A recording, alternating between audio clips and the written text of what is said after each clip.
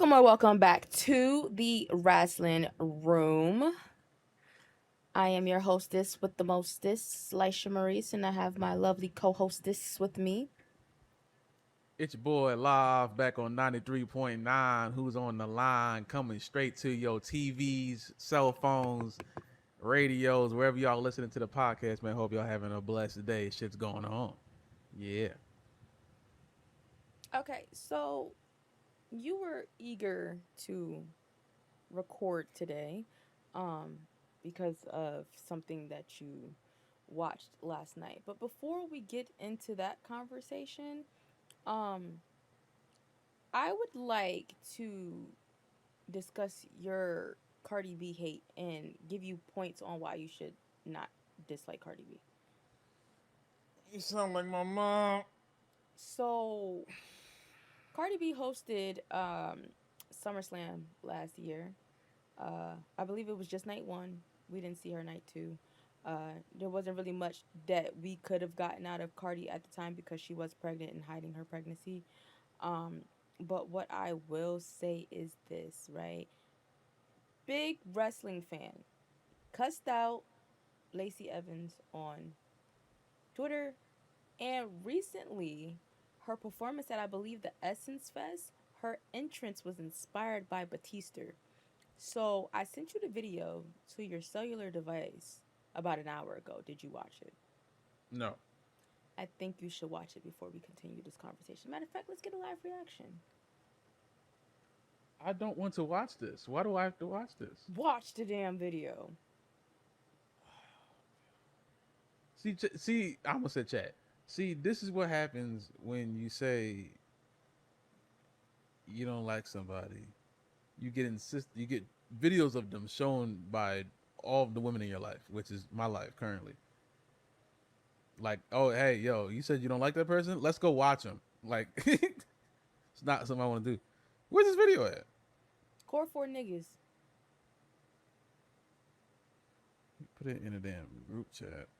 that nobody talks in, by the way. Or haven't talked in today.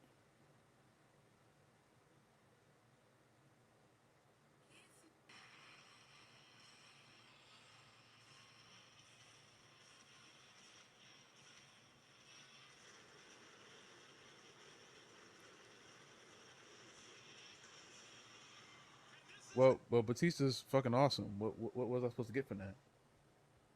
I think that your Cardi B hate should stop because she's one of us.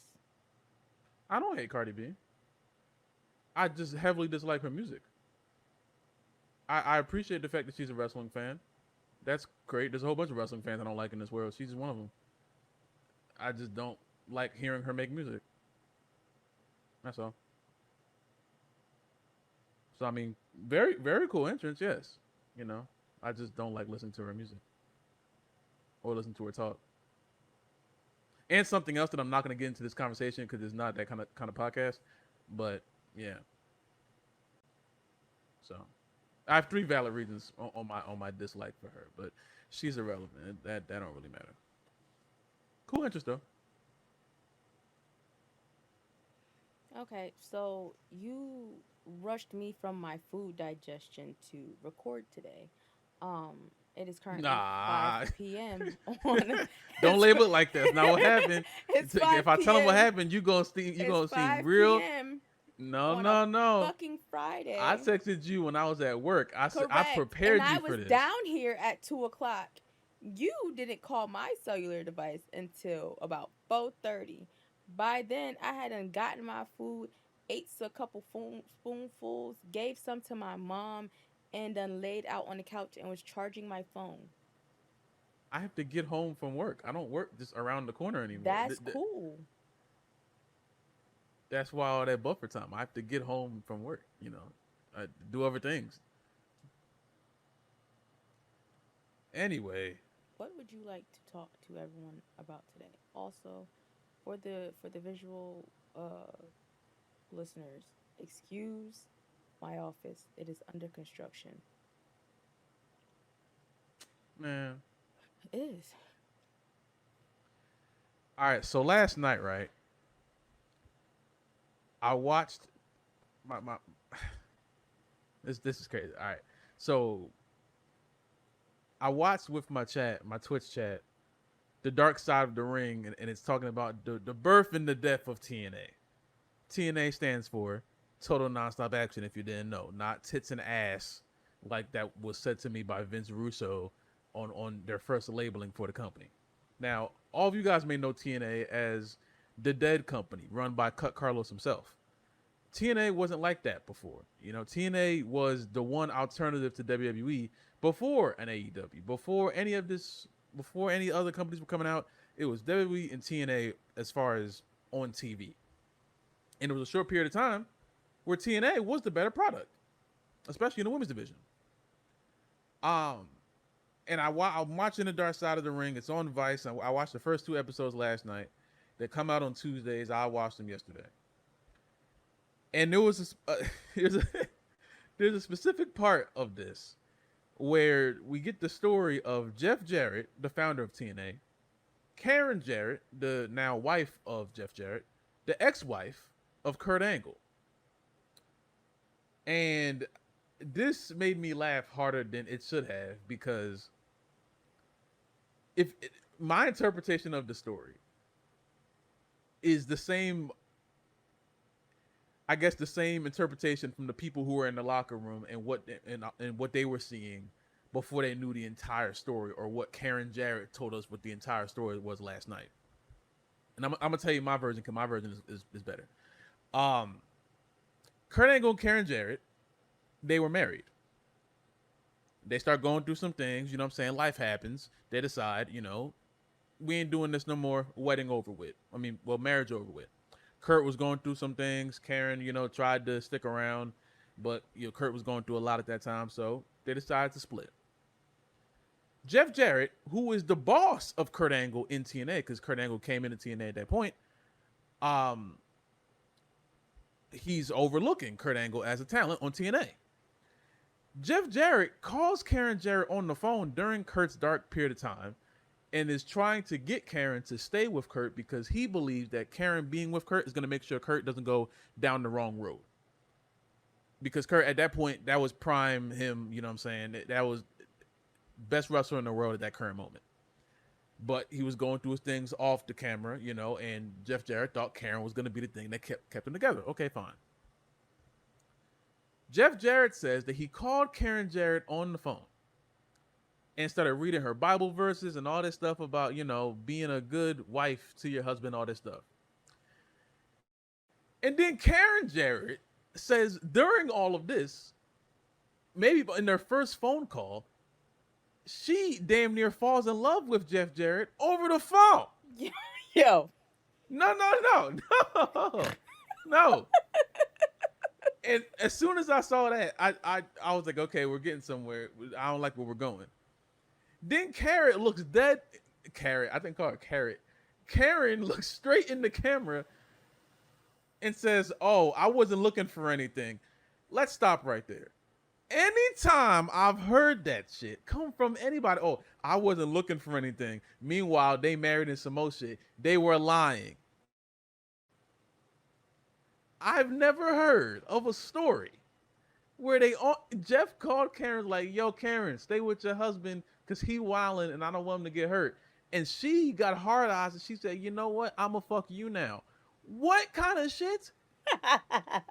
And then they gonna pan the camera over to Jeff and he like, "Yeah, I saw Kurt come in with a few ladies, so I was like, all right, I'm gonna just date his ex-wife."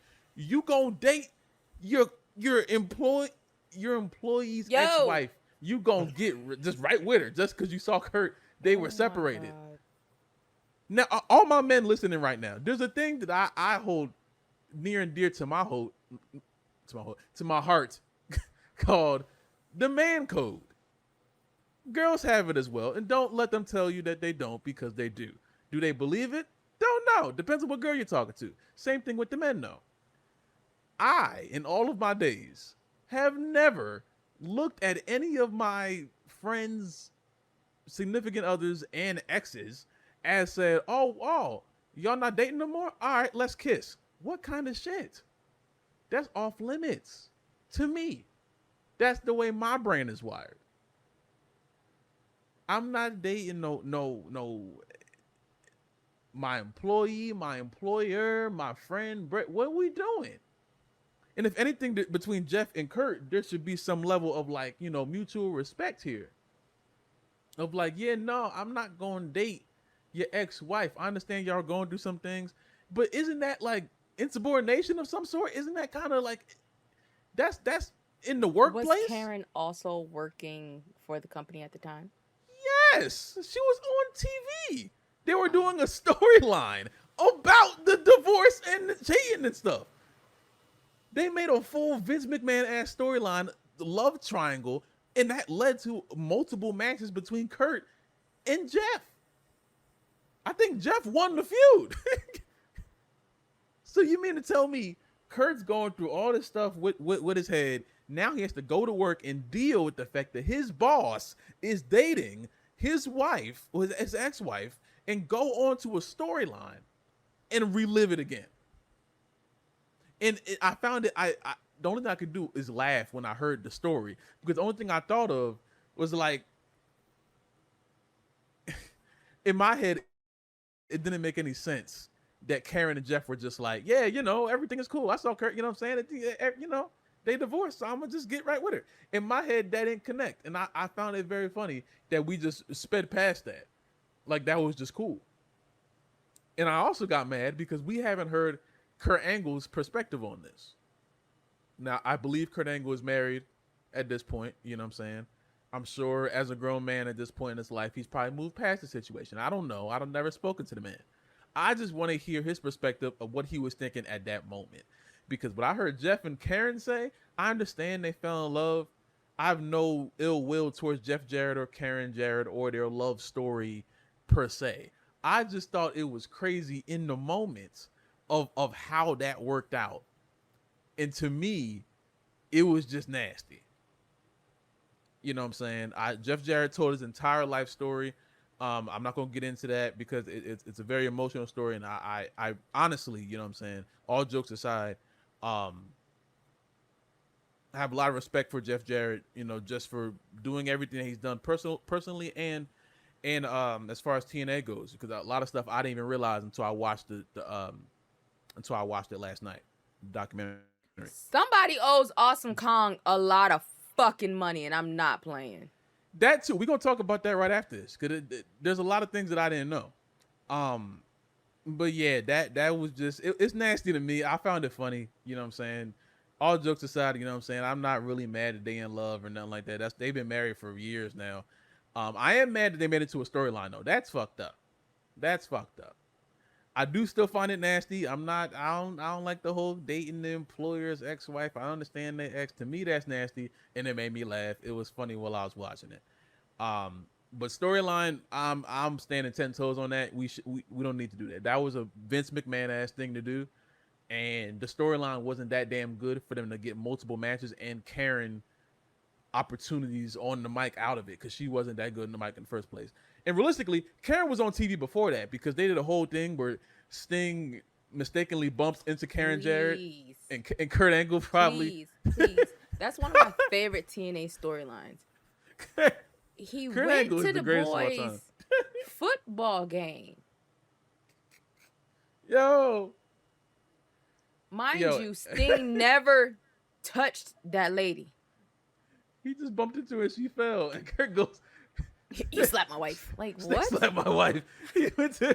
Yo, if y'all never seen that, you get to see Sting's son. I think he's in AEW or somewhere. He's wrestling now. I think He I did don't a know. dark match on Wednesday. Yeah, you get to see like one of Sting's younger sons in that storyline. You have to watch it. Watch Deadlock's interpretation of it. It's the funniest shit ever. Shout out Deadlock too. Um, but yeah, that Kurt Angle's awesome. But Karen was a part of that storyline, obviously. So Karen wasn't new to being on TV. I've always found that storyline nasty. And for the first time yesterday, seeing that storyline was just pretty much a mirror image of what happened in real life, that was just a lot for me to process yesterday, and I was very irritated. He was wilding. But it was funny, but it's not funny because what we doing? I still need Kurt's perspective on that because I need him to tell me how do you go into work and see your boss and your ex-wife just fanoogling. Does he have a book? I don't know. I feel like he should. Um, and it it made me even more mad because it made me kind of understand where Dixie Carter came from. And there's never a day in my life where I want to understand where Dixie Carter comes from. But her blowing up the spot after seeing something like that, I kind of understand in a sense. Because what are you doing? You know what I'm saying? I don't understand how we've gotten to this point of like, yeah, I'ma just, you know what I'm saying? I'm gonna let this go. This is going to happen, and to me, it was nasty. To me, it was nasty. I just want to hear what Kurt was thinking at that point.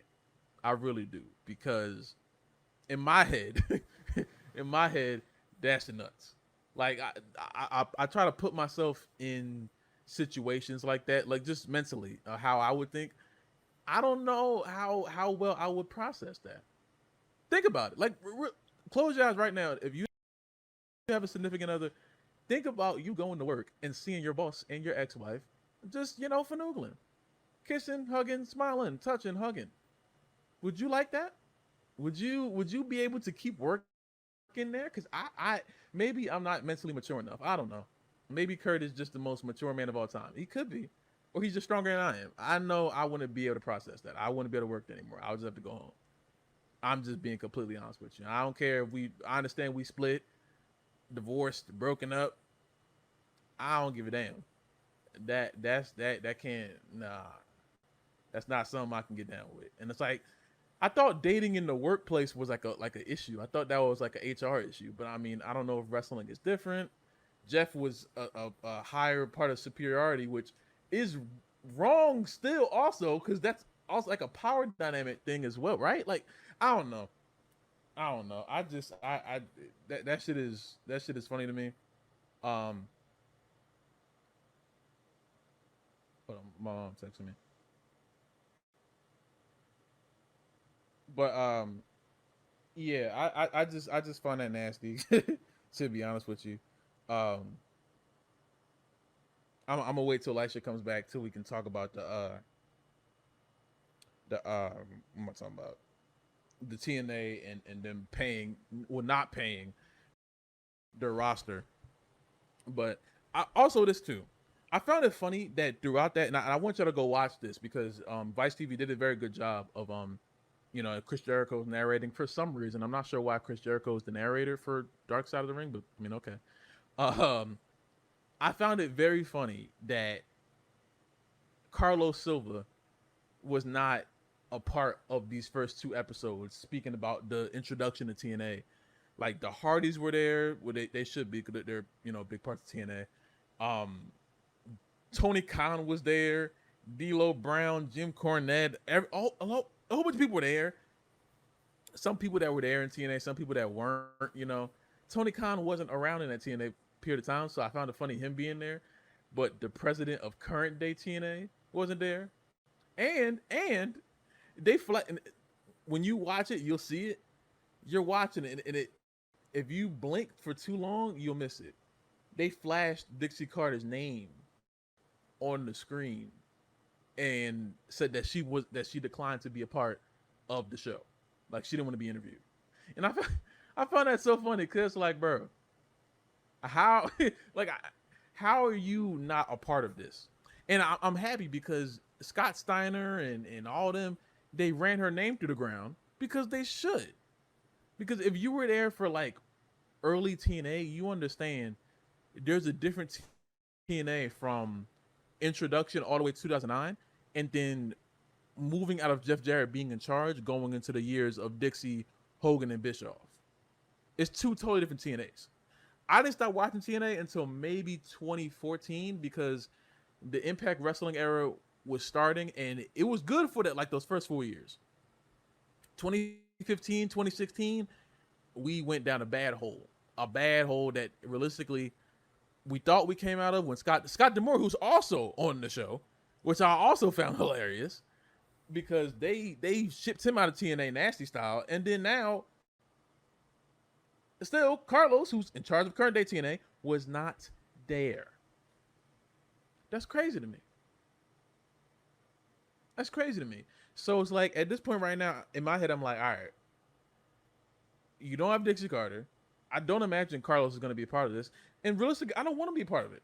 I don't, because at this, you can see how bad TNA was during Dixie Carter's era, but it was still a passable show.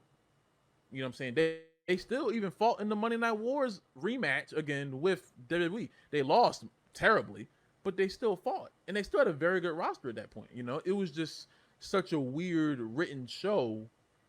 You combine so much weird stuff with like really great wrestling still. It was just a weird mix, and that's why it didn't work, because they're competing against prime John Cena and Randy Orton and all these other guys who are at the peak of their popularity, you know. And you have Kurt Angle, you have AJ Styles, Sting, and Samoa Joe, and the X Division and the Knockouts Division. You have maybe one of the best commentary teams of all time, if whether it's Mike Tenay and Taz or Don West, who's a legend. You have a lot of good stuff going on in TNA at that point. But you know, like we've seen, or like we are seeing right now, with current day, WWE is such a big machine. You can have better wrestling, you can have better this, better that. WWE is something that it's gonna have to destroy itself, because no one else is gonna destroy it. Dixie Carter couldn't, Eric Bischoff can't, Tony Khan can't. It doesn't matter. You know what I'm saying? You can't destroy that. You know, and watching TNA die and come back and die and come back and die and come back so many times, and still to this day where it's still breathing somehow. It's a testament to I don't know who's keeping it up. I don't know what we have to do to get Jeff Jarrett on the phone. Like, yo, do you see TNA That's dying? what I was about to say. Why can't he just come back to his damn company? I'm confused. What's They the issue? probably TKO'd it up at this point. They probably locked them out, because I think they're owned by Anthem now. Anthem is probably boxing them out because they want Carlos. I still think Carlos is a spy sent by WWE to kill the shit. That's what I think. Because there's no way he's that bad. Like, he's not even paying them. Why does TNA refuse to pay the wrestlers ever? This problem was a problem. Awesome Kong. Awesome She said Kong. she was making less than a McDonald's worker. What kind of shit is that? Like, huh? A McDonald. She's not getting paid McDonald's manager money? And like and What? right now in this day and age, like McDonald's workers are making like $20 an hour. So imagine back in like the early 2000s, that's like $7, $8 an hour. Like, come on, bro, that's ridiculous. Bro, she said that there was a wrestler on the roster who had a world championship and was working as a waitress, watching TNA on the TV at the restaurant, talking about is that you on TV? Yeah. Let me take your order. You want some fries with that ass shit? What the fuck? I would have cussed What are we loudly. doing? Cause And like then, what? and then also Khan says she went. I'm this is so much. Her real name is Kia Stevens. She said that she went to Dixie and was like, "Yo, where the money at? We ain't getting paid. Like, what's going on?" And she's like, "Yeah." But in Dixie's words, we understand what's going on. We understand what you're saying. We don't dispute what you're saying. We know. In other words, we know that we're destroying y'all, but not paying y'all. We know that y'all broke and on TV somehow, which those two things should not combine. But at this time, we cannot pay you.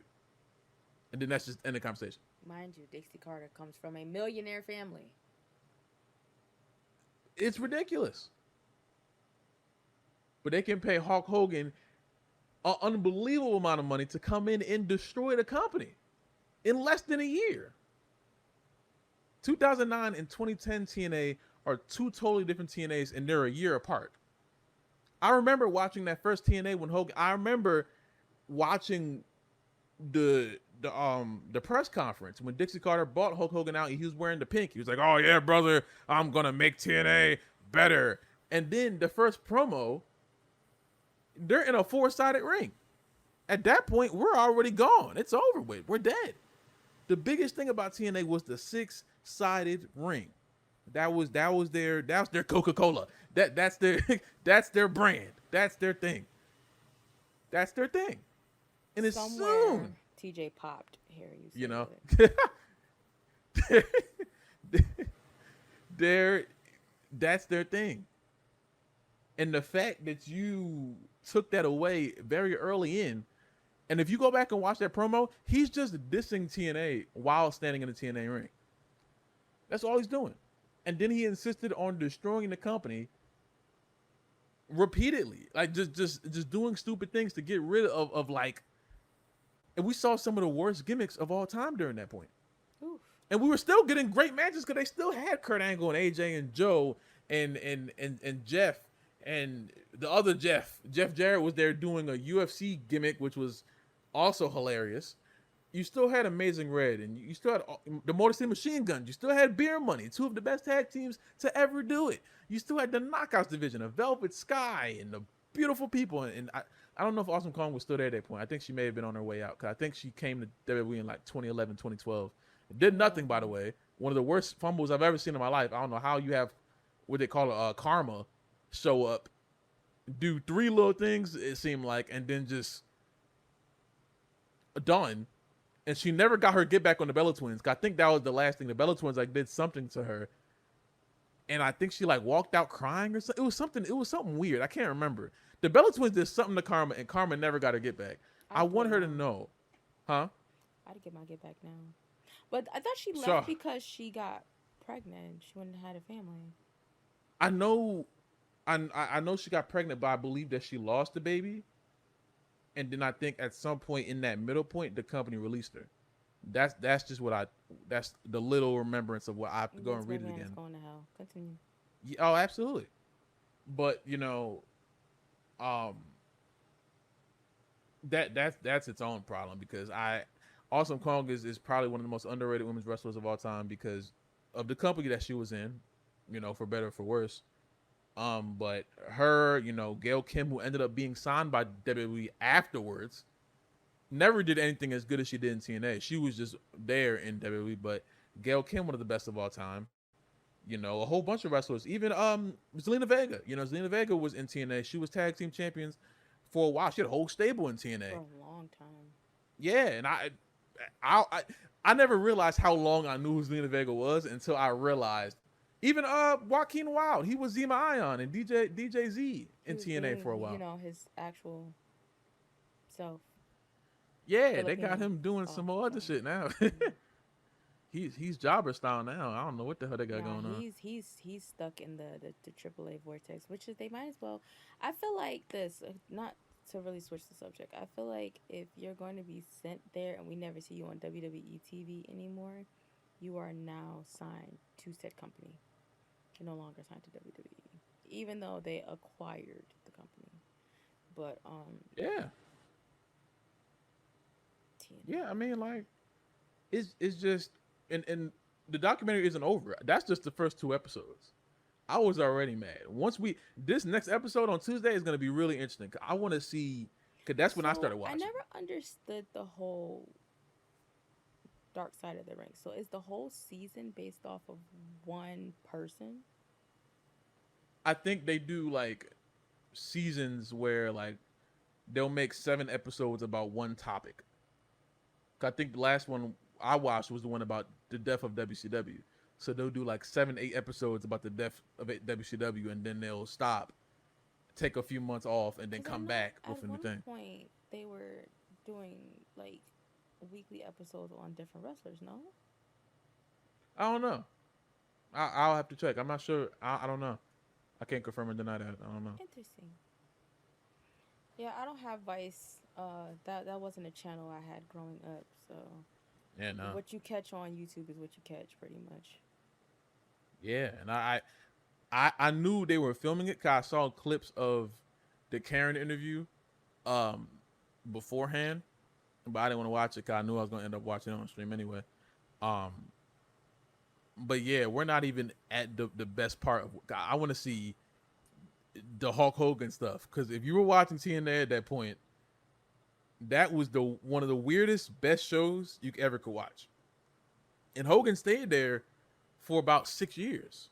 Maybe, Oh, sorry. that too. Jeff Jeff Hardy was a crazy guy. They brought in RVD. RVD was one of the best. Like they pushed him crazy when he got in there. You still had Sting at the top of his game. You had so many different people. Mickey James, like Tara, and you had so many different people doing different stuff on that show. Can I say something? Yeah. Your eyes twinkle when you talk about TNA. Really? They do.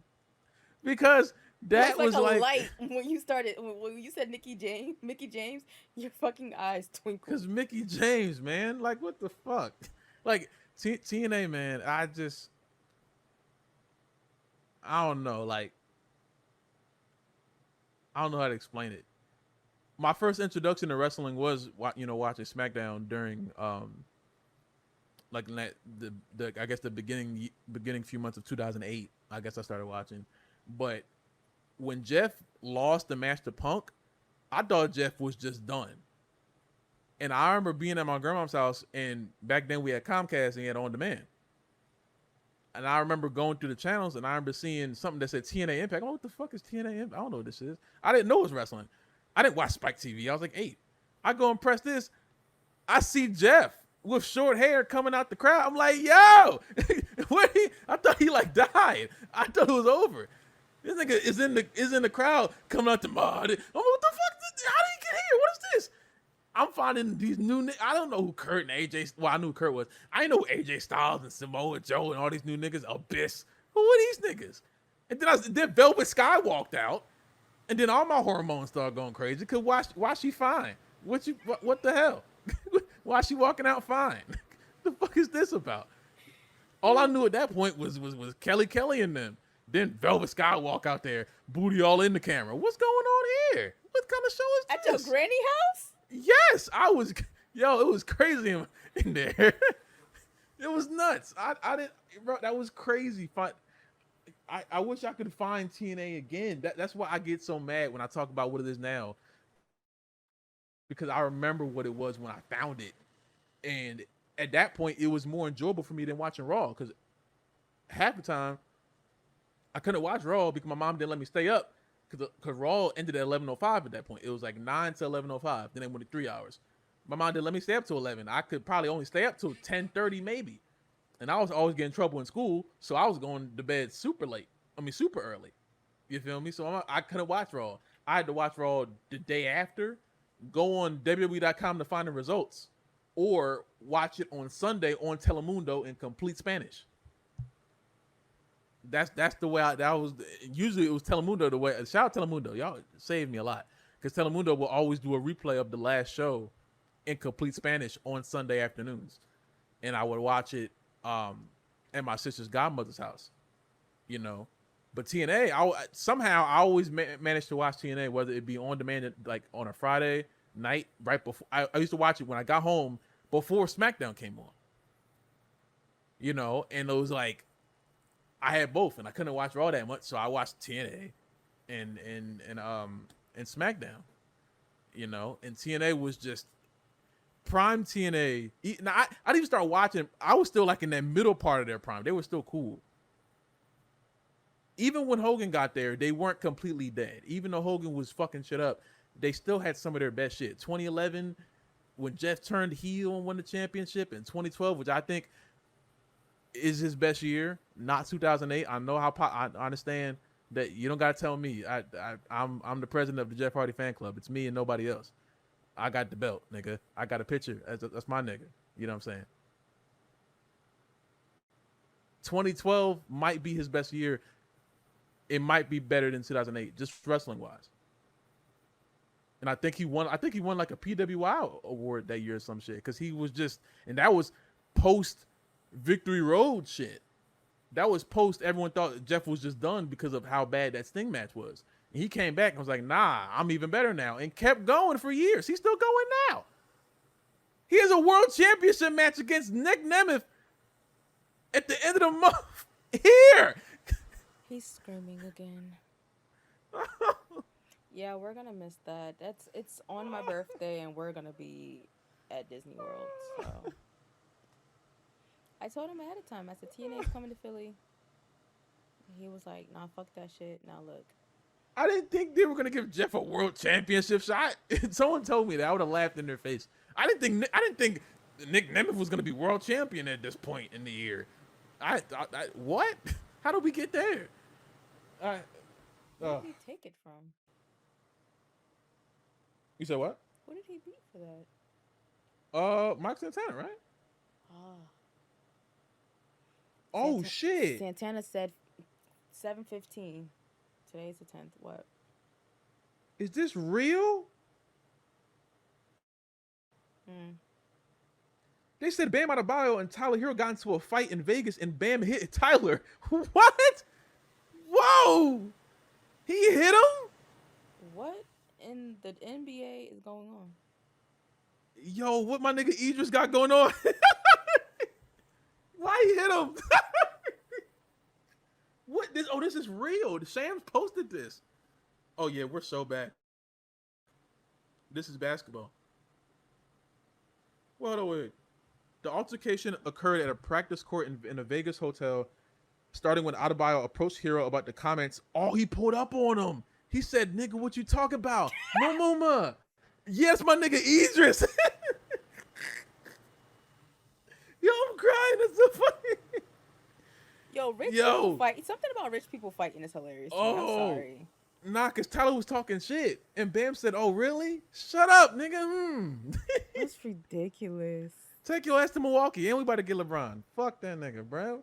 Speaking of, That's my nigga Idris." I know this is a wrestling podcast. However, I got two parlays out on where the fuck LeBron James Oh. is going.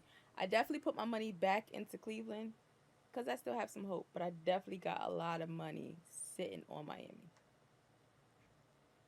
Bro, if he comes back to Miami, I'm taking all my clothes off. That's what I'm doing. They said it's looking like, I don't know. I think you should keep your panties on. No, my underwear is going to be off. Balls free. I promise you. Okay. If LeBron James this is comes a back PG to Miami. show. No, it's not. We be saying mad curse words. No, it's not. PG-13? Okay, then we still in the good. We still in the green then. Shit. I think so. But yeah, man. That's enough of my TNA glaze for today. I just think that Carlos Silva is a spy sent by Paul Levesque to destroy TNA and then take all of the talent because Mike Santana, for some reason, is going to WWE. The 15th. He has 5 more days before he goes wherever he's about to go. Can someone tell me what the hell is Mike Santana going to do in current day WWE? They're gonna probably he didn't do bad when he was down in NXT when they were doing the crossover stuff. But That's cool. You also had niggas with charisma that were there. I don't know what that roster is doing right now in NXT aside from the women. Like, how are you gonna build up Mike Santana? Like, I think Mike Santana's a good wrestler. I don't know if he. You gotta change his name. You gotta give him a theme song that the crowd can sing. You gotta give him a catchphrase. No one's changing anything. He's Mike Santana. He gonna be Santana. He gonna be saucy Santana in a minute. He come on that damn SmackDown show. They gonna give him They gotta give him a gimmick. They gotta give him something that the crowd can sing. You saw that fuck ass Chad Gable chant? That shit said, "Keep on running, clap." I said, "All right, bro. You know." I'm gonna admit something. Oh. When Gable came out for that random ass match on Monday, I turned my stream to something completely different. Oh, I was gonna say that you clapped. I was about to say, all right, No. you know.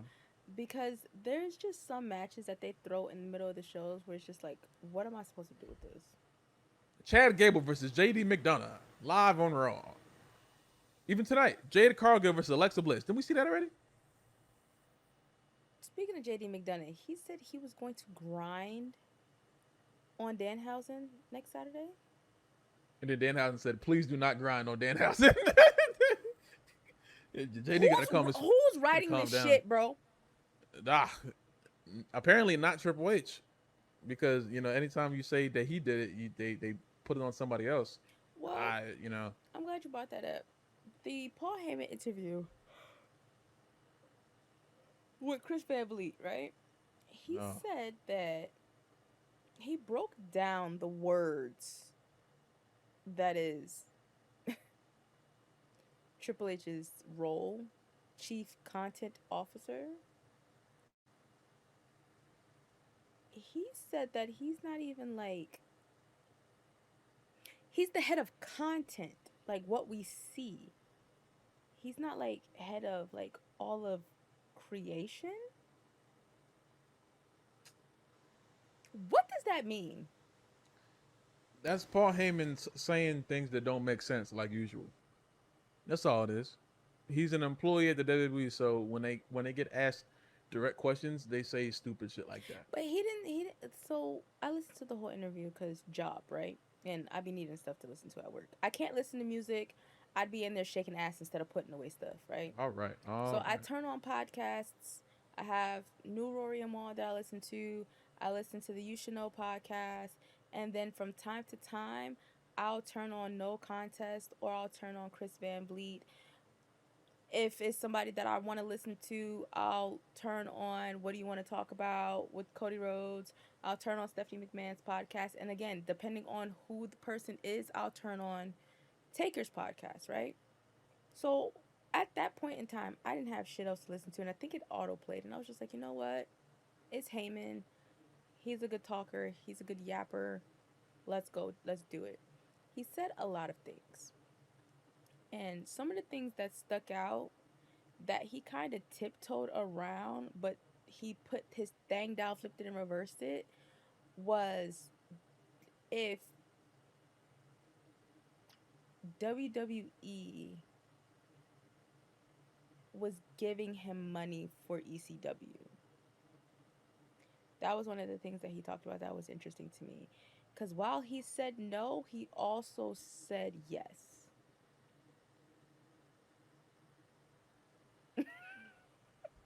Well, I mean, anyone who watched WWE CW knows that that was like it was just it was like That NXT was light. that was before that though. He What do was you mean? talking about when it was like still on its own, like in Philadelphia, like Oh just well, I him mean, running it. Like Chris asked him, like, did he ever give you anything? And he said no, but at the same time said yes. Then why wouldn't the answer just be yes to begin with? I don't know. I've never heard Paul Heyman give a direct answer to anything. So he also spoke about, you know how you niggas love to ask the Mount Rushmore question. Again, not a straight answer was given, but he gave out names that would be on the ECW Mount Rushmore, including himself, and then you would have to rotate your other three people, which I thought was interesting. Because why are you on it? Because if I'm giving my WWE, Vince is not going to be on it at all.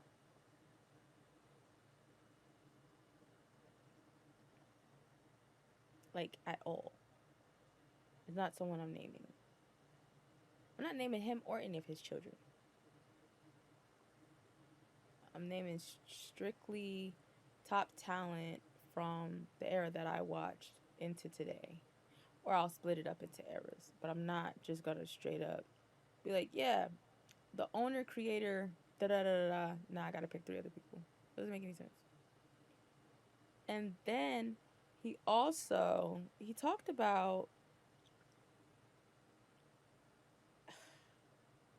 that farmer that's facing Obafemi Yeah. and how he almost didn't exist without him, which is probably why he's so loyal to him. Because he said when they called him up from OVW, they had no idea what the fuck they were going to do with Brock. And they were going to give him some foreign nigga gimmick. And he would have had to be out there with an accent. And he said, no, let's not do that. He's like one of the greatest fighters, period. Let's hit the ground running, put everything into him type shit. And now we have the arrogant, sloppy tit bastard that we have now. But it's a very good listen. I just want to understand again, like you said, he never gives straight answers, but that particular thing about the money, because he talked in circles just to say, like, he explained some shit and then he talked it around it, and then he was just like, yeah, he gave me about, I think he said like 50 to 100,000, something in that nature. I know it wasn't a mill, because he would have had to pay that mill back. Y'all know Vince don't play like that. But whatever it was, it led up to the buyout, I guess.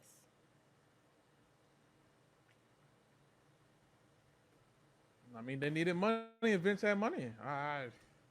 He needs to pay his fucking talent. So Tommy Dreamer's still waiting on his money. Tommy Dreamer almost killed him. About his money. That would have been, yo.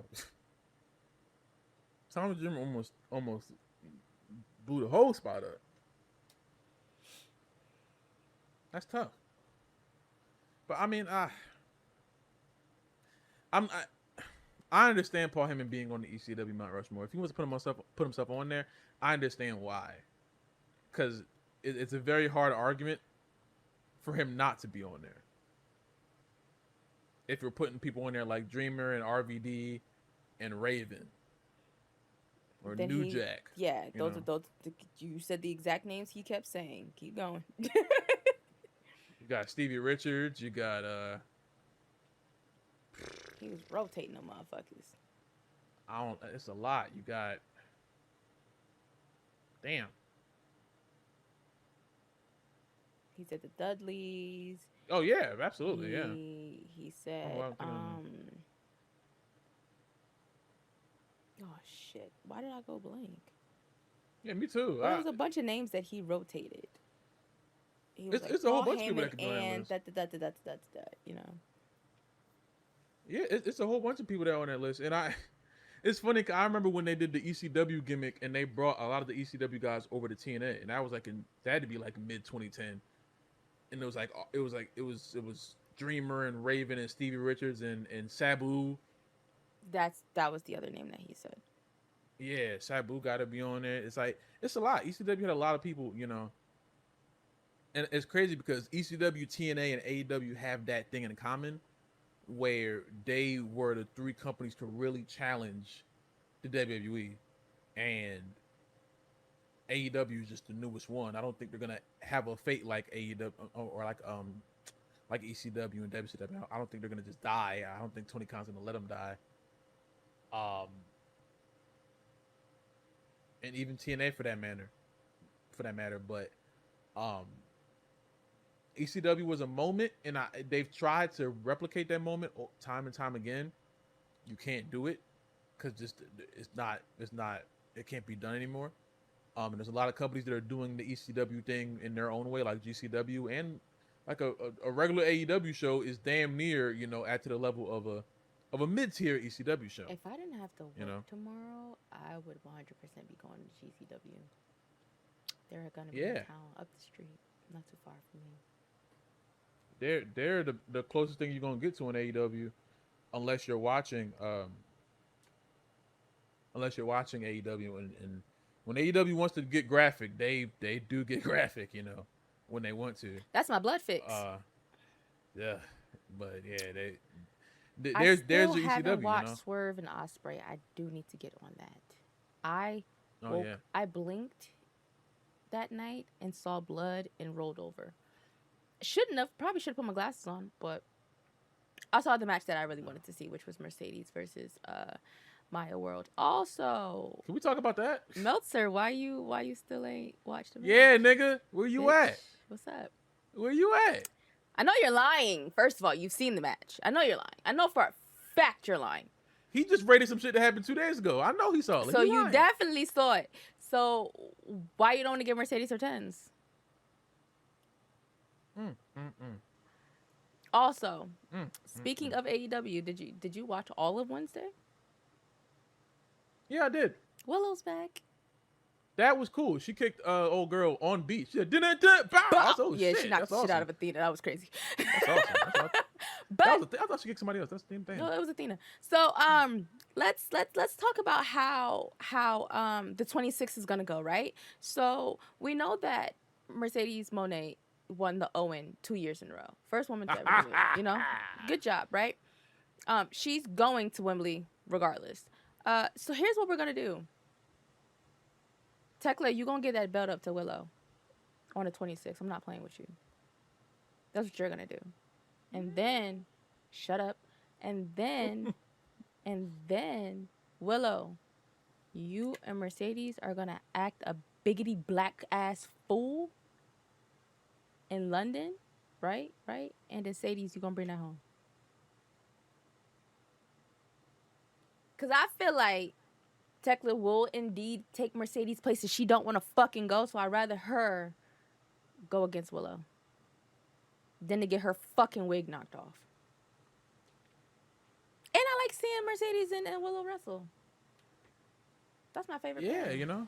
You know? Willow's excellent. Mercedes is the greatest of all time. You know, it's a great mix. And Mercedes gonna remember every single time she wrestled that girl that you are the one that put me on the shelf before I even got to AEW. And I'm gonna ragtag that ass every time.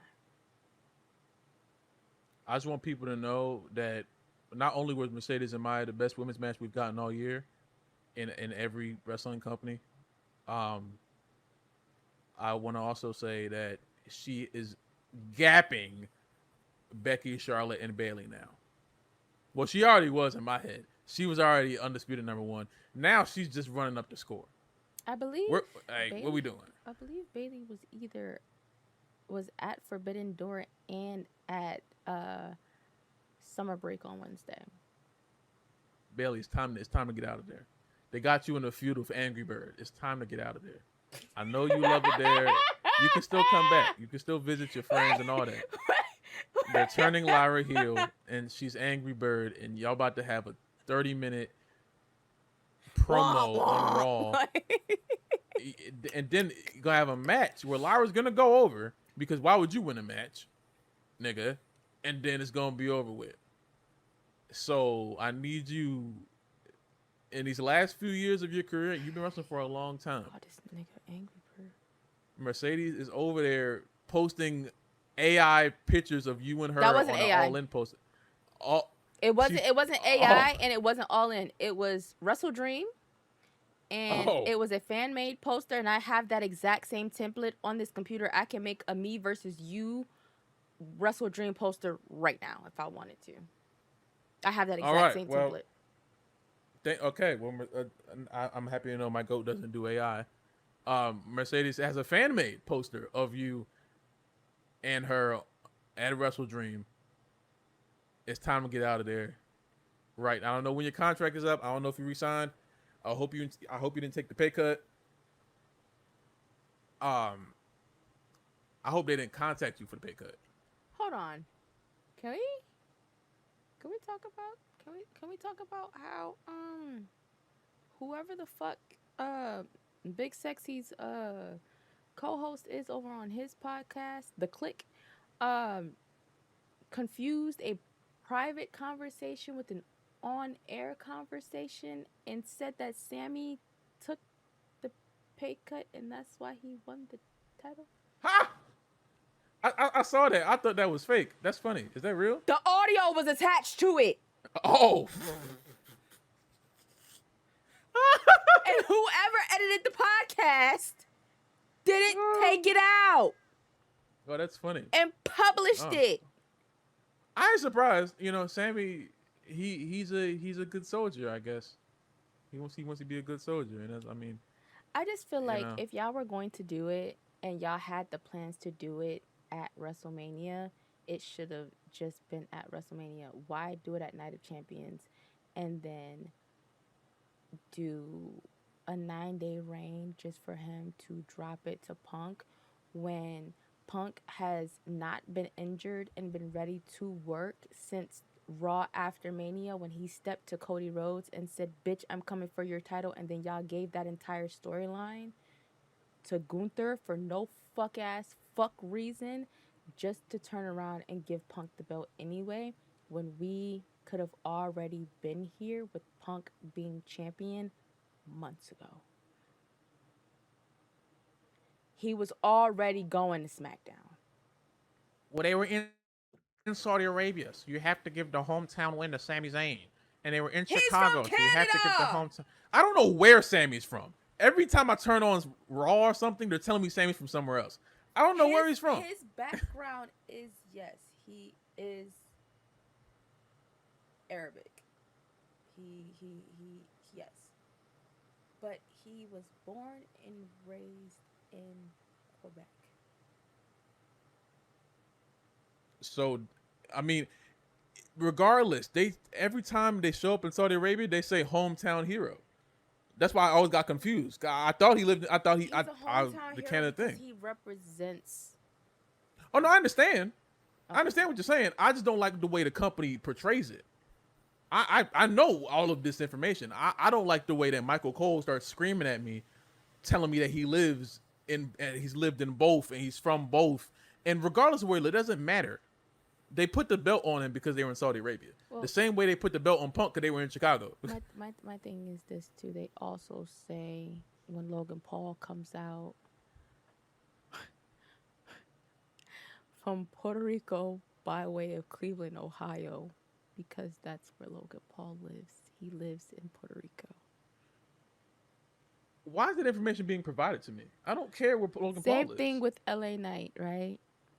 Yeah. They have him as he's from LA, but when they were in Baltimore 2 weeks ago, the entire crowd chanted, "Welcome home."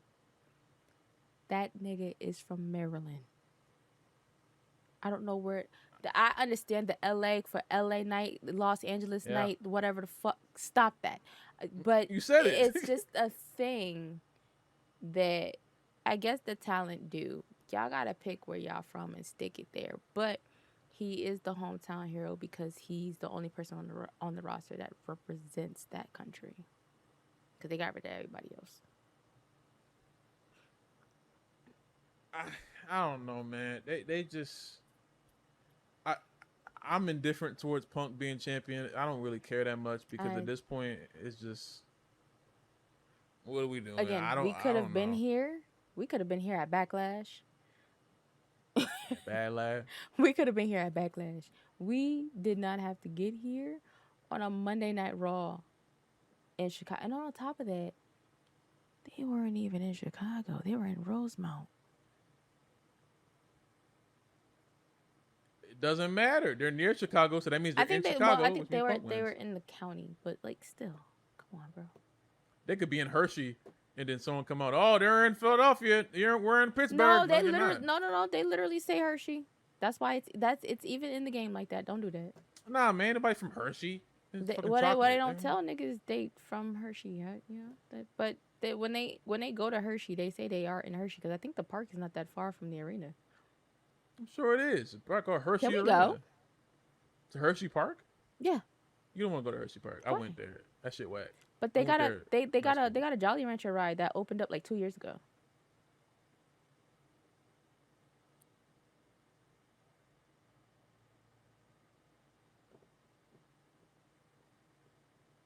He's thinking about it. Nothing happened to your phone. I just stopped talking. I wouldn't like you to think about what she just said. What? They got a new Jolly Rancher ride. Somebody looked at their phone and said, "What the hell?" Somebody. What's my AirPods? My AirPods died. Nope, still here. I just wanted you to process what you just said to me. To go to the Jolly Rancher ride. You don't want to go on the Jolly Rancher ride? It's a roller I'm not coaster. opposed to it. I don't see what's the problem with going to Hershey. I didn't never like been. it. I mean, I have no problem going. That's the thing too. Like a lot of the schools here went like the other outside my district went to like DC and Hershey Park and Kings Dominion and stuff like that for school trips. Harford County stayed very local. The furthest we went was Agawam to Six Flags, New England. Shut up. That's Massachusetts. It's not Connecticut. And Connecticut. And Lake Compound and Lake Quasi. Those are the only 3 theme parks that they used to take our asses to. And then on top of that, when I was in high school, our entire fucking school got banned from Six Flags because they decided that everybody's class trip that year was going to be Six Flags, including the seniors. I think that was 2010, class of 2010. And they asses was in there stealing, and the school as a whole got fucking banned. What It's a did damn you shame. did you need that keychain that bad? Was the candy worth it? Y'all was already stealing from the gas station. Did y'all really need to steal from the theme park where there's cameras in the store?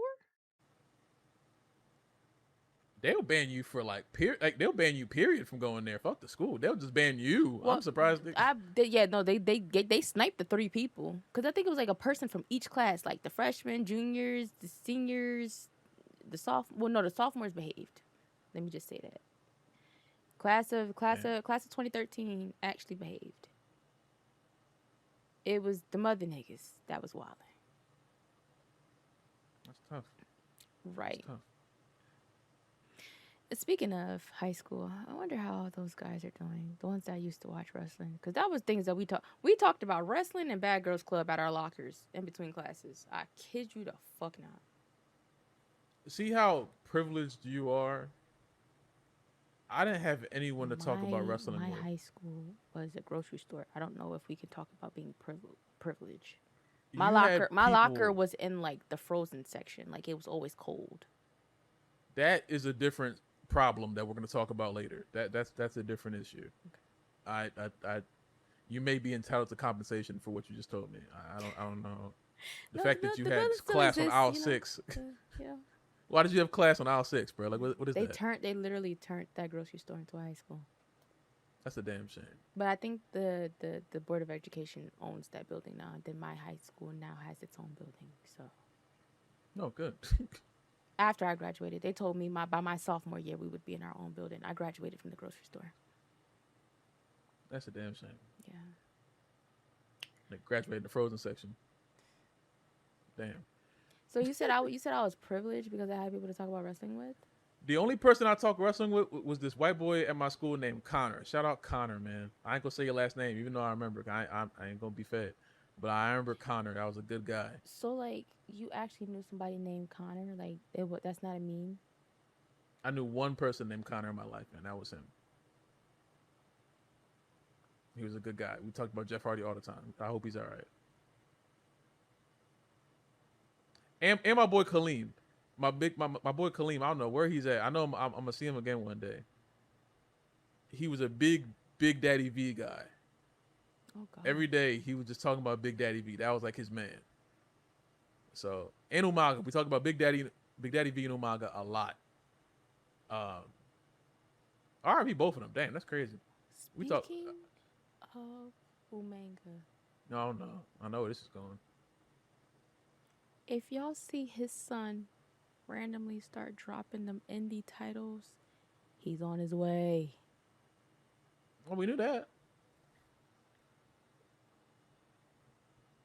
Botchamania 2000 is on the way. They said he's been in the PC.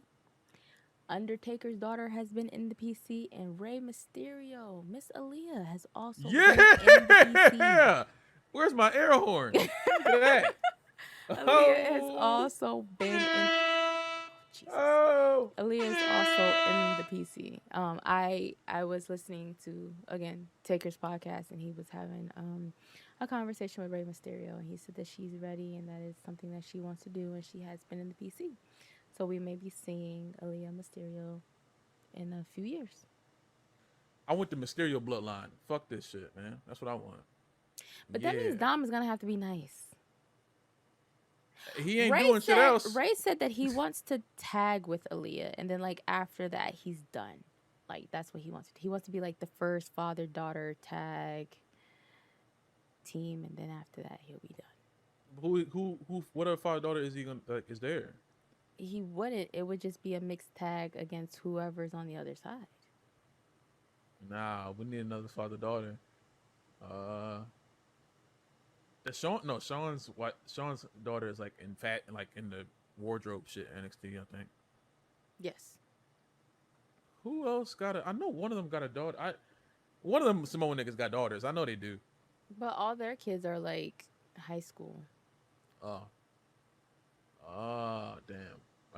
I know it's somebody has to have AJ Styles' son is kind of crazy. He is debuting in GCW at the end of the month. When AJ Styles' son and Sting's son have a match, I'm gonna take my shirt off. That's what I want. I know we ain't supposed to do all that nepotism shit. I want Sting's son to do the exact same thing Sting did. He has his entire face. And AJ was doing 2004. He did the slide on the barricade shit spot with the. What are you doing? Huh? I'm Nah, still man. moving. I can't wait to see AJ next week, guys. It's gonna be so much fun. Oh, So, speaking of Fanatics Fest, they fucked me today. okay. They bent me over, told me to turn around, All right. and they All said right. your Friday for Jimmy Uso is now on Sunday at 10:30 a.m. So my bus ticket that I purchased for Friday, I had to then transfer it and change it to Sunday, and I will be getting there 30 minutes after the photo ops start.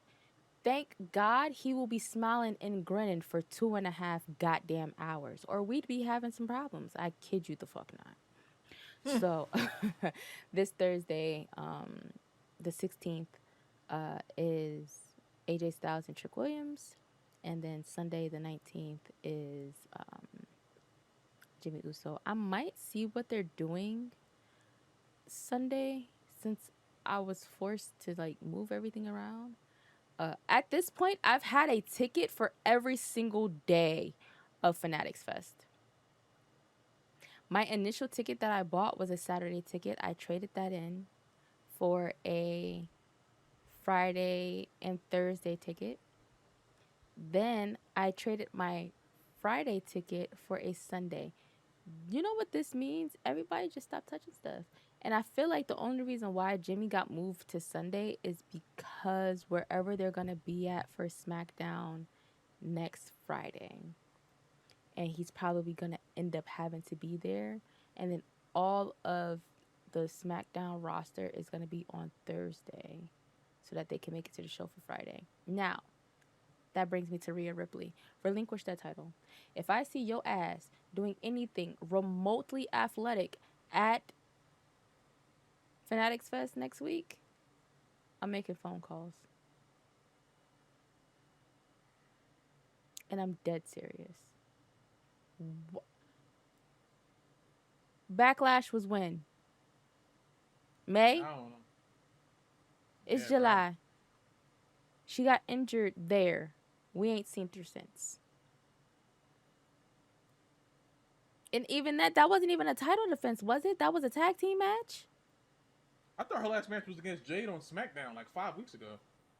That was the match that she got injured in. Whatever her last match was against Jade Cargill was her was when she got injured. That's what I'm saying. Was that a tag match or a singles match? I think it was. Was it singles? I think it was singles. Whatever it was, hand that over, because I'm gonna forever say this. This title right here above my head, right here, this blue one. Naomi hurt her fucking ankle and had to relinquish the title. What year was that? That was her first reign. That explains everything. Think about who's in charge there. That doesn't fucking matter. Rules are rules. They don't do rules no more. Are rules. They don't broke them. Paul Levesque is not listening to Vince McMahon rules. If there was that, mad people wouldn't be champion anymore. The 30-day rule, they don't do that shit no more. Vince did that shit. Paul, he did it.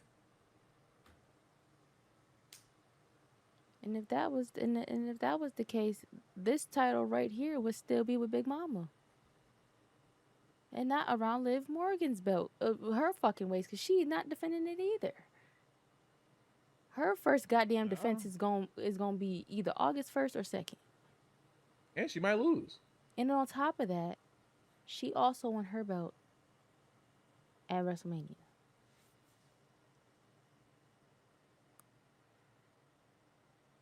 So, we waiting for Stephanie to come back. So that means Liv don't do nothing? Another person that's going to be at fucking Fanatics Fest.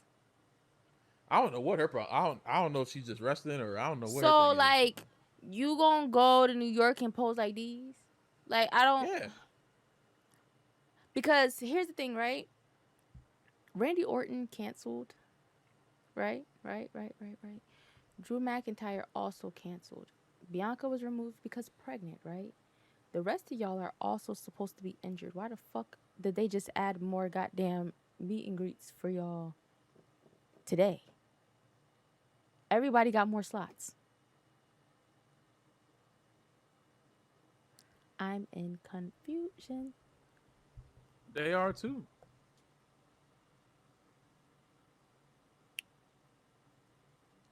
They are too. So, yep.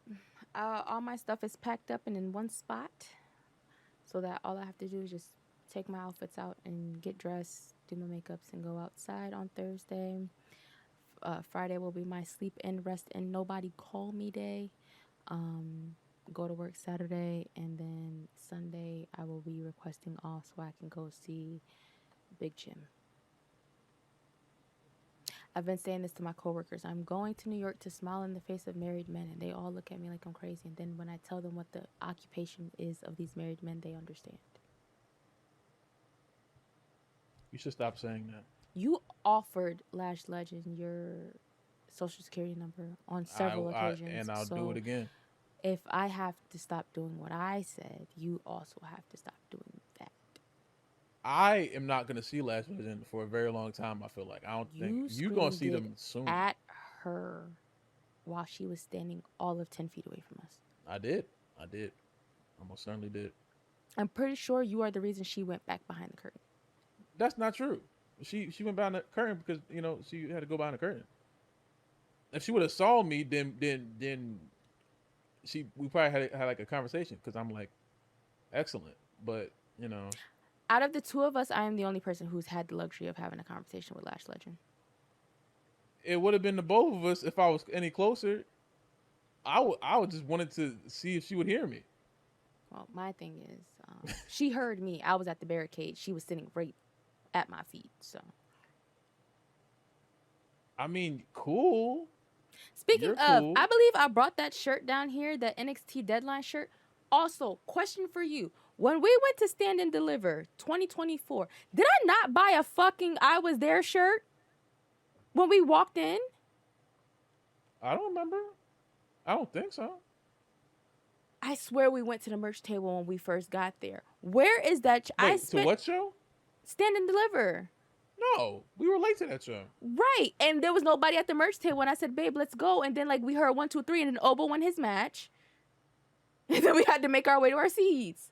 I swear I bought a shirt. I spent $40 in that arena that day. And I thought about it the other day because I found my Deadline shirt. And I'm like, where the fuck is that shirt? Because I have my WrestleMania shirt. It was right here. But I swear I bought a shirt. I spent $40 at, what is it called now? Xfinity? What? Y'all's arena is called Xfinity now, right? Yeah. Yeah, I swear I spent money there.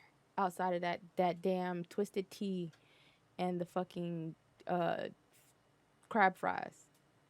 I know I bought a shirt that day. There's no way. I don't even remember. I have no idea. I'll find it eventually if it exists. I feel like you didn't because I don't remember us stopping to go. There was nobody in the To a line. merch That's table. why I wanted to go to the table. Because we missed that know, triple man. threat match. We I got know. there as it was ending. And the Yeah. tape, the match, the merch table on that first floor was vacant. So I was like, we should probably get in this line. I do remember getting in the line. I don't remember if I bought a shirt or not.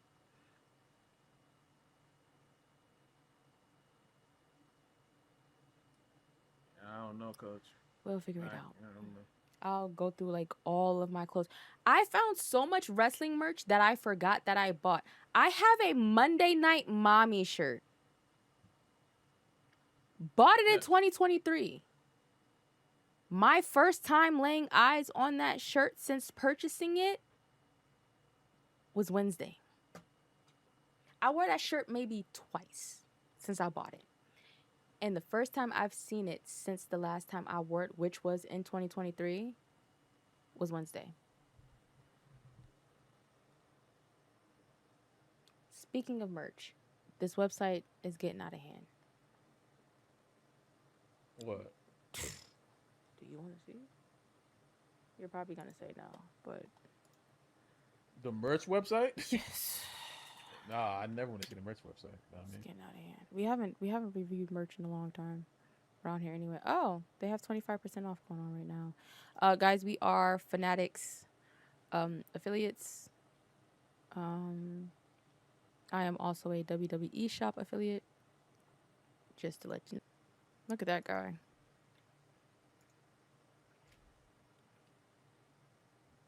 I'm already getting angry. Hmm? I'm already getting angry. They're bringing back a lot of people's like retro merch. I don't know what that's about or why it's happening, but they are. Um, Shield shirt just dropped. Shield bomb. The shield fist. The Stone Cold shirt that Punk wore in his pipe bomb.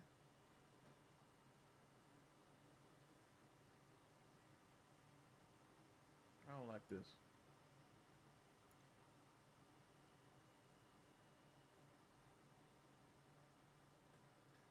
When was the last time you watched AAA? NWO belt. That's okay. So this is what I wanted to talk about as well. And I made a tweet about this. This is kind of what led me to the merch site. So, yes, there is a 30th anniversary legacy belt for the NWO. Now, as we know, um, Big Sexy is the only person that is still alive um, out of the group, right? Now, there has been several people who have been a part of the NWO, whether it was just a random celebrity who came to whatever show or whatever and threw the shirt on, this is that and the third, right? Then you have like the Wolfpack version, blah, blah, blah, blah, blah, right? Here's what I said about the belt. Now, Hogan being in the front, right, irritates my ass. Here's why. Because you also have Kevin Nash and Scott Hall on the side plates. Now, what I would have done if I was designing this belt, first of all, if I was in this belt wouldn't exist, to be honest with you. But if I was going to do this, all three of them would be on the front plate, and then everybody who was also a part of it at some point in time, their names would be on the side plates. Everybody? Everybody. It's two side plates, you got enough. There's mad people that were in the NWO on the point. They was just giving the shirt to anybody. Booker T was in there, Big Show. Tyson. Yeah, they were just giving they was giving the shirts out. Rodman. Like, yeah. At that point, just put everybody's put like the nameplates like how they used to put on the older belts, and then on the sides, and then just have everyone's name on it if you were gonna do it like this. I feel like putting Hogan in the forefront and then putting, Scott and Kevin on the side plates, kind of like it low key disrespectful. High key disrespectful. It actually irritated the shit out of me when I saw it. But that's just me being picky. And my graphic designer brain went to work when I saw it, but that's how I would have designed it. Or with the straps where it says established in 1996, and then the for life, the names even could have went there. Y'all didn't just have, you know. Yeah. That's just how I would have designed it. Oh, the jerseys are here. I've been looking for these.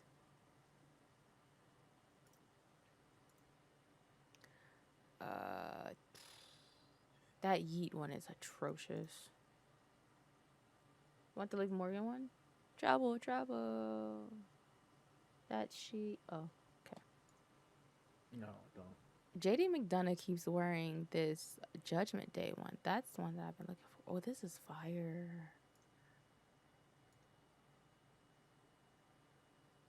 I fuck with this. You don't like baseball jerseys. That's the thing. I fuck with a baseball jersey.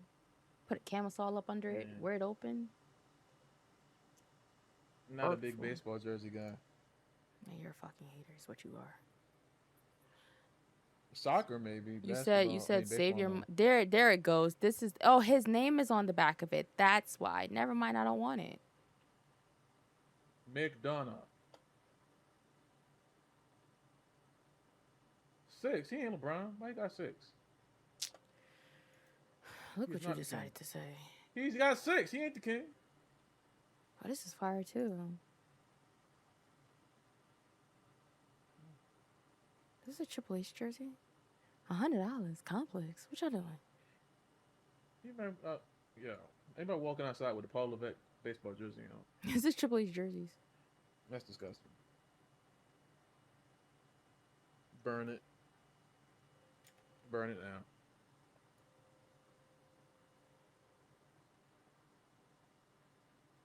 You're not fucking with the logo hat? Oh. Word. If it was just the logo, yeah, with the WrestleMania in the back, it's throwing me off. Something Ooh, what's that right there? Hold on. something on this page looks oddly familiar. What's that tan one though? That's a jacket, but and it's $200. I like that. Something on this page looks oddly familiar. I'm gonna wait for you to figure out what I'm talking about. Please tell me. I don't know.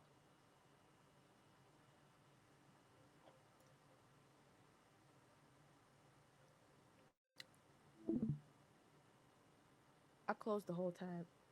You did. You did. It was an accident. I didn't mean to do that. I don't know where it went.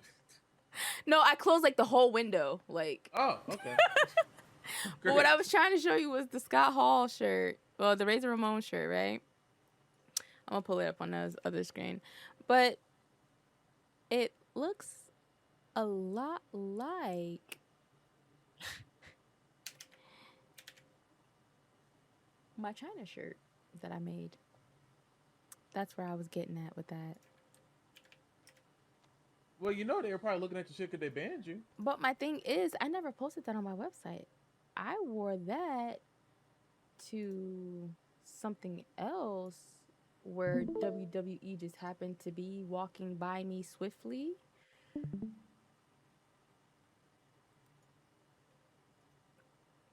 They sent them people on you. Remember when those pictures that I took in Chicago in the skybox, and I had seen the back of CM Punk's head and AJ Lee? Mm-hmm. Yeah, that's the day that I wore that outfit. That was the day before Elimination Chamber. And there was a bunch of WWE personnel with t-shirts and not t-shirts, and with cameras and things like that, right? But I have posted myself in that outfit online, but it looks a lot like this part specifically. The frame with the photo. It's oddly close to my China shirt that I was never going to sell. I don't profit off of the deceased. Several people have asked me to sell that shirt. I'm not going to. So stop asking. Thank you. I even put that damn shirt in Tamagotchi. Like, my me on my island is wearing that China shirt. Yeah, I don't know, man. You were looking at this jacket? This? Yeah. Jacket $200.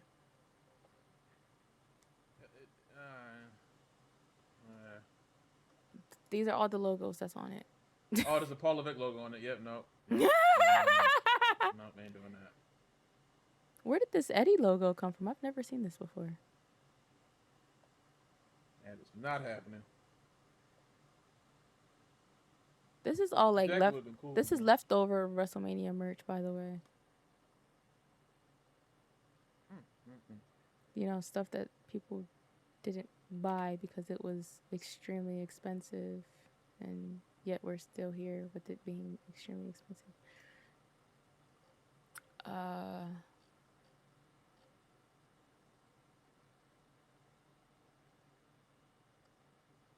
So you're not buying the Shield shirt. Oh, did you get an email from Club WWE today? I didn't. I mean, I haven't checked my email today, but I don't think so. So I'm going to tell you. Since you are on the wait list for your Club WWE, today you get 30% off of Saturday night main event tickets in New York City with code Club WWE.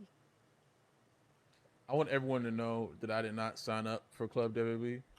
I randomly received the email just in the middle of the night. Talk about some. Thank you for signing up. I said I didn't sign up. I was on stream doing something else. Then, then this person comes in the chat. So I put your email address in there. Why would you do something like that? That's identity fraud. What the hell? It's not identity fraud. That's Yes, not it how that is. works. That's not how I that should works. persecute you. That's I not should how. persecute That's you. not how identity fraud works. Sir. Nah, now Paul Levesque is not gonna come sending me emails. Hey, you want a shirt? Bitch, fuck you. Because you gonna put my email. Now I'm all in the Club WWE fucking list. Loft wants to be in. No, I don't. No, I don't.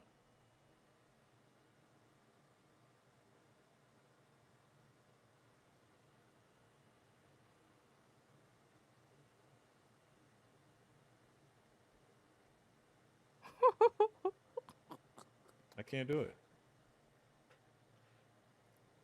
So, yeah, that's why is there a shirt on here that says WWE Class of 2026 graduation T-shirt? What the y'all okay? It's the Dion Lennox shirt. I just want you to stop saying things. Did you hear that WWE superstar Jelly Roll is getting a divorce? I don't know any WWE superstar by the name of Jelly Roll. I don't know who that is.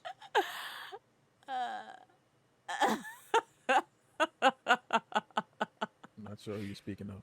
I'm sure you don't. Oh shit! Do they have this in my size? I can still get the Stephanie McMahon. Nick.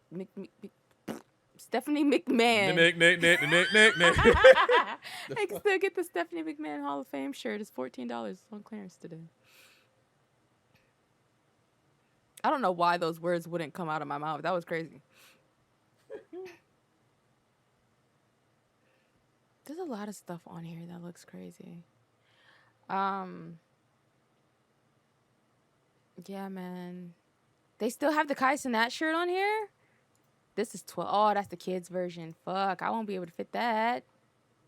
Guys, where's the adult version? Kai went to one show and ain't been back, and then Agent was freaking hosting a pre-show on Twitch for AEW. Yeah, him and Cash was just having a great time. I was like, oh shit, look at that. You know, they didn't call us, you know. We don't have enough followers. They saw Agent at one WWE show and said, call him. Yeah. Yeah. We don't have enough followers. We're going to get there. We keep getting emails that don't look right on the podcast email. I don't know. But guys, we've also I just want to put this out there. We've reached 1,000 listens on Spotify.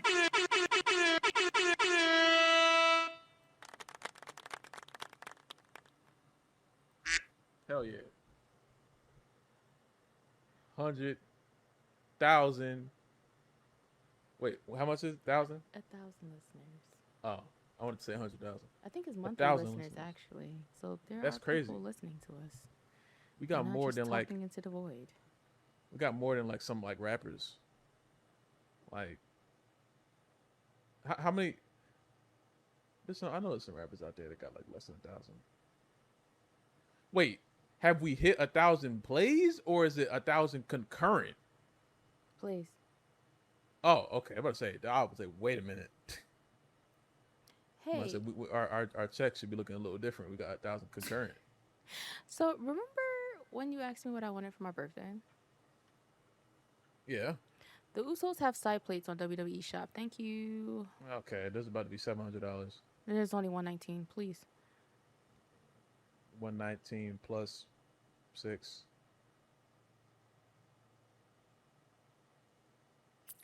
I'm Why waiting. do they have What? why do they have side plates? They were tag team champions, and those side plates were actually requested. I'm one of the people who DM'd the Twitter page and asked them if they were putting them out. You DM'd the Twitter page? Yeah, I asked for Trick Williams side plates too. Yeah, Oh, wait a I asked minute. for both of them in the same message. You Actually. DM'd the WWE merch? Yep, I sure did. I said, when is y'all putting out the Usos and Trick Williams side plates? They said highly requested. They we don't have a timeline of when they're coming out. 2.5 months later, the Uso side plates are available on WWE Shop. Motherfucker. They send you a message back. Oh, here they go. No, they didn't. They did not. Yo! You were talking to Triple H. Triple H runs the merch page. He's like, yeah. There's an autographed Carmelo Hayes 2.0 championship replica belt with an inscription on it that says Melo Don't Miss that is currently up for bid for the next 3 days. The current bid is $505. Ooh. I'm looking for a women's 2.0 belt. If anyone knows where I can find one, please do let me know. Let me know. Let me know. Fucking hater. First of all, I was singing Aaliyah. Please. Oh. I'm not Tay Martin. You're not Future. Please. It's ridiculous. I heard the Future album was trash. Y'all listening to Vadius in 2026? That's crazy. What did you just say to me? Stop calling people their real name. You don't know him.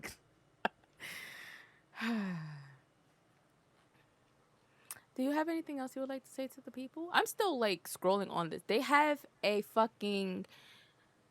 autographed Trick Williams fucking United States Championship belt on here for $700. That's ridiculous. I'll just buy a belt and have him sign it my damn self. But is there anything else that you would like to say to the people? Not really. I got to stream like soon. Me too. But I do want to say this. Why do the ticket sales on SummerSlam say -2,000? Are niggas giving back the tickets? Because if that's so, that is one of the most funny things. I sent you? Did you send me that? I don't know who sent me. I saw it. It said -2,000. I've never seen that day in my life. Are they giving the tickets back? Night 1 is damn near, the arena's damn near like full. Night 2, it's almost empty. So depending on what they announce for the card in the next couple of weeks, they probably not. Night 2 is probably gonna be covered with them black sheets. Hey, you know, it's kind of looking bad over there. I'm not trying to diss Minnesota right now. All my Minnesotans out there, y'all be good. You know what I'm saying? Thank you for listening. I just don't think doing a summer show in Minnesota was the correct business decision. Which is why I think they pushed for the first 2-nighter to be last year instead of this year. Because it was supposed to be this year. Well, yeah, I just think Minnesota, you should bring a pay-per-view there that kind of fits the weather. Not. You think it's going to be cold in Minnesota in the summer? No, I'm not really talking about. I mean, I don't know. I don't know Minnesota's weather patterns. I can't confirm or deny that. There's a photo of Tyler Harrell's eye. Check the WhatsApp. Idris not playing that shit. That's what I'm talking about. See, LeBron, this is why you need to come to Miami. We out here. They whooping each other's asses, and this is what you want. No. Tyler was on his burner pages talking to fans, telling them some Bam can't play basketball. Tyler, I love you. Don't you ever talk about Idris like that to me. It will get dark out, like it is on your face, nigga. That's why you got that shit. Boop, boop.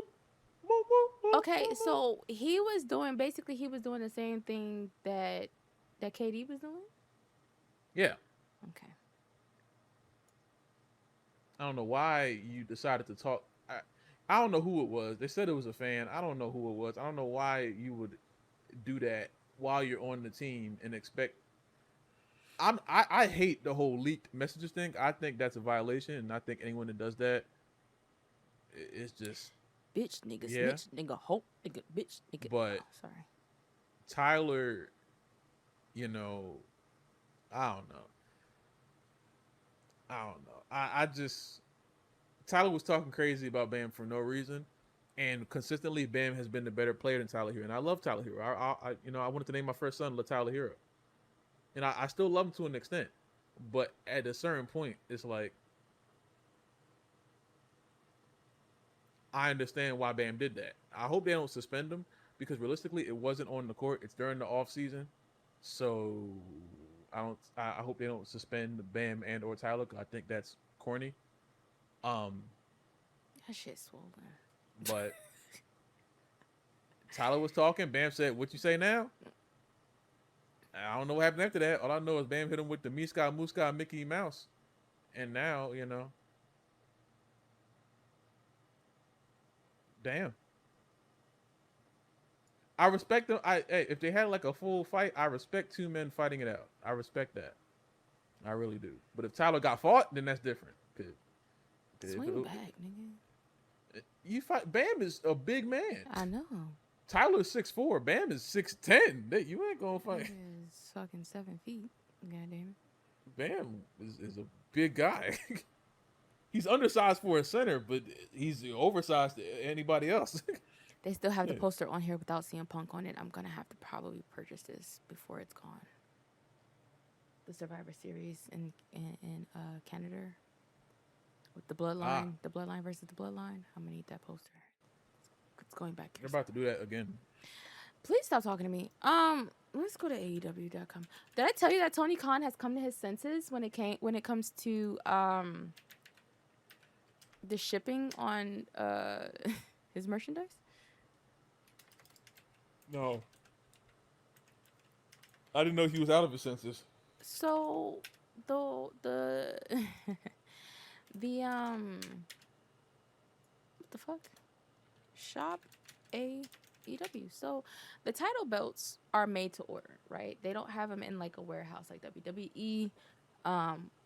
When you order a title belt from AEW, it goes off to the person who makes the originals, and they take their time with it. It's not going to be exactly like it, but it's going to be closer to the original belt because it is coming from the person who made it initially, right? Now, their title belts are around roughly 800, 600. They have a replica of MJF's ring on here.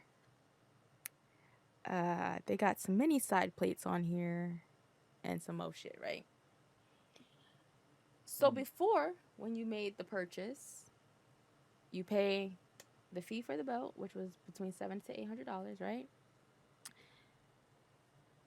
And then there was a $64 shipping and handling fee. And then you would have to wait 10 to 24 days for your belt.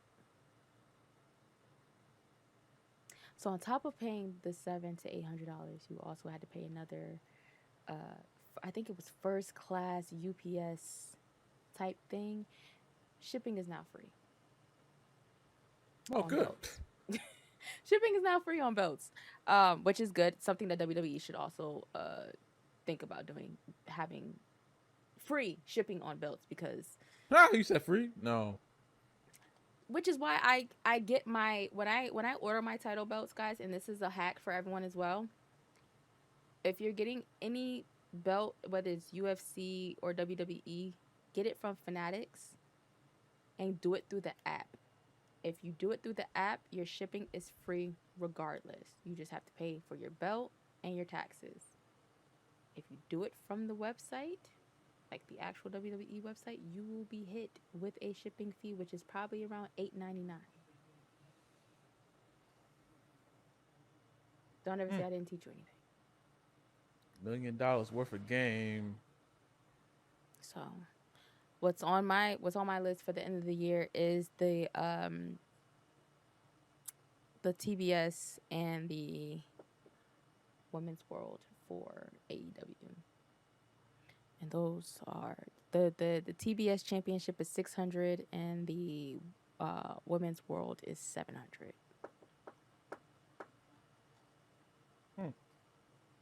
And then they do side plates for their pay-per-views, which isn't bad. But their side plates are small. They're like this big. Like this big right here. Oh. Because the belt itself is huge. So like I think the side plates they make the side plates small so it's not distracting. And your main focus is the belt. But the AEW world title currently is sold out. So shout out to Kenny Omega.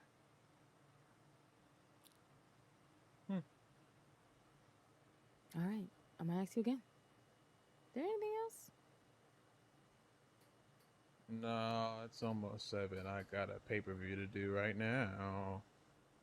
Diamond Rose better win all the things or we're breaking up. Oh, win beside the extension. That's not what I said to you. You told me our relationship lies on a WWE 2K game. Is that what you just told me on live broadcast? Mm-hmm. That's tough because you very well may lose this match. I didn't even know I was on the pay-per-view. See, I just said that to just say it. You're on here twice, so we're gonna have to break up twice. So I mean, get your breakup words ready. You hear the bullshit she puts me through? Twice is crazy. You hear this we shit? broke up your last pay-per-view. What was that, Queen of the Ring? No, we didn't. You might have. I didn't agree to those terms. You just said that shit for some reason. Fucking pay-per-view and nigga said, "Oh, the match is already over. You lost." What? You should have kicked out, nigga. What you talking about? What you talking about? You mad at me because she didn't kick out? Nigga, kick out. Her fucking moveset is disgusting. I have a mixture of AJ Styles and Ilya Dragunov. And you still lost. So I mean, okay, all right, that's enough. All right, you. Thank you for listening to the They ain't get you nowhere. Said that like you did something. Damn it. So are you gonna end the show or no? I keep going to you to end the show. You just said something about ending the relationship. So I mean, end the show too, since you want to just end shit. This the shit I go through, y'all. Anyway, man. If you want to see if me and Lysha are gonna break up, go type in Live Not Famous on Twitch. Well, this is probably gonna be after the fact. I mean, but you can still watch it. The VOD gonna be up. You can watch it after the fact. On that. And yeah, thank y'all for listening, watching, viewing, liking, subscribing. All 1,000 plays. That we should get a plaque. That's what I said. Y'all sent out an email like y'all was gonna send us a fucking plaque. Yeah, I never got a plaque before. I want one. This shit says you're into the thousands. The Wrasslin Room just surpassed the 1,000 mark plays and download mark. Congratulations on continuing to engage fans and building on your progress. Head to your analytics page to learn more about this new wave of fans. So somebody done fucking found us, and they sent us that email on the 3rd. I didn't see it till yesterday.